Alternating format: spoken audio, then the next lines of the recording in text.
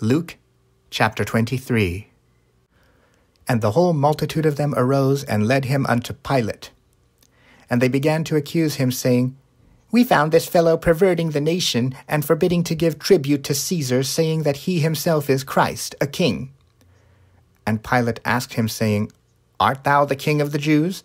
And he answered him and said, Thou sayest it. Then said Pilate to the chief priests and to the people, I find no fault in this man. And they were the more fierce, saying, He stirreth up the people, teaching throughout all Jewry, beginning from Galilee to this place. When Pilate heard of Galilee, he asked whether the man were a Galilean. And as soon as he knew that he belonged unto Herod's jurisdiction, he sent him to Herod, who himself also was at Jerusalem at that time.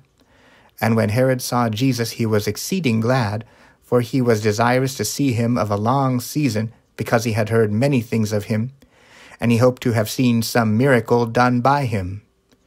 Then he questioned with him in many words, but he answered him nothing. And the chief priests and scribes stood and vehemently accused him.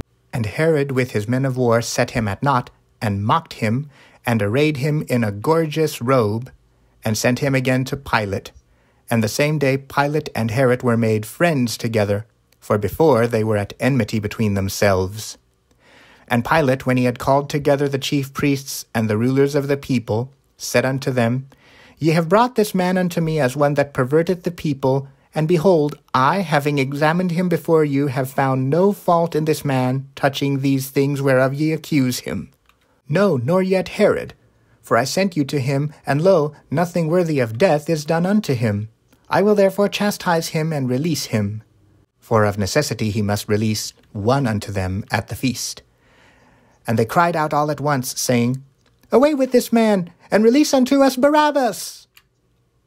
Who for a certain sedition made in the city and for murder was cast into prison. Pilate therefore, willing to release Jesus, spake again to them. But they cried, saying, Crucify him! Crucify him! And he said unto them the third time, Why, what evil hath he done? I have found no cause of death in him. I will therefore chastise him and let him go. And they were instant with loud voices, requiring that he might be crucified. And the voices of them and of the chief priests prevailed. And Pilate gave sentence that it should be as they required. And he released unto them him that for sedition and murder was cast into prison, whom they had desired, but he delivered Jesus to their will. And as they led him away, they laid hold upon one Simon, a Cyrenian, coming out of the country, and on him they laid the cross, that he might bear it after Jesus. And there followed him a great company of people and of women, which also bewailed and lamented him. But Jesus turning unto them said, Daughters of Jerusalem, weep not for me, but weep for yourselves and for your children.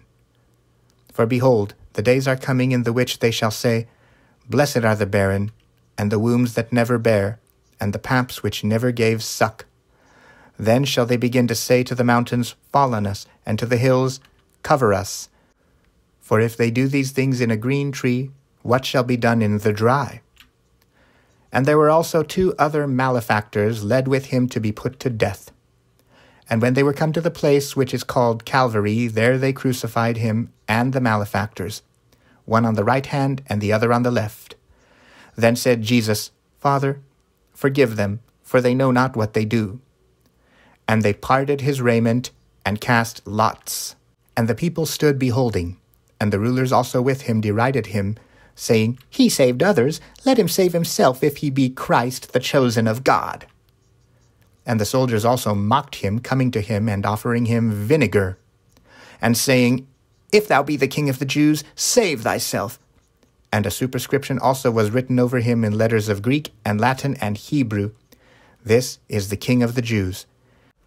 And one of the malefactors which were hanged railed on him, saying, If thou be Christ, save thyself and us.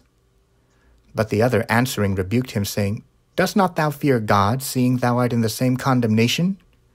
And we indeed justly, for we receive the due reward of our deeds, but this man hath done nothing amiss. And he said unto Jesus, Lord, remember me when thou comest into thy kingdom. And Jesus said unto him, Verily I say unto thee, today thou shalt be with me in paradise. And it was about the 6th hour, and there was a darkness over all the earth until the 9th hour. And the sun was darkened, and the veil of the temple was rent in the midst. And when Jesus had cried with a loud voice, he said, Father, into thy hands I commend my spirit. And having said thus, he gave up the ghost. Now when the centurion saw what was done, he glorified God, saying, Certainly this was a righteous man. And all the people that came together to that sight, beholding the things which were done, smote their breasts, and returned. And all his acquaintance and the women that followed him from Galilee stood afar off, beholding these things. And behold, there was a man named Joseph, a counselor, and he was a good man and a just. The same had not consented to the counsel and deed of them. He was of Arimathea, a city of the Jews, who also himself waited for the kingdom of God. This man went unto Pilate and begged the body of Jesus. And he took it down, and wrapped it in linen, and laid it in a sepulchre that was hewn in stone, wherein never man before was laid. And that day was the preparation, and the Sabbath drew on. And the woman also which came with him from Galilee followed after, and beheld the sepulchre, and how his body was laid. And they returned, and prepared spices and ointments, and rested the Sabbath day according to the commandment.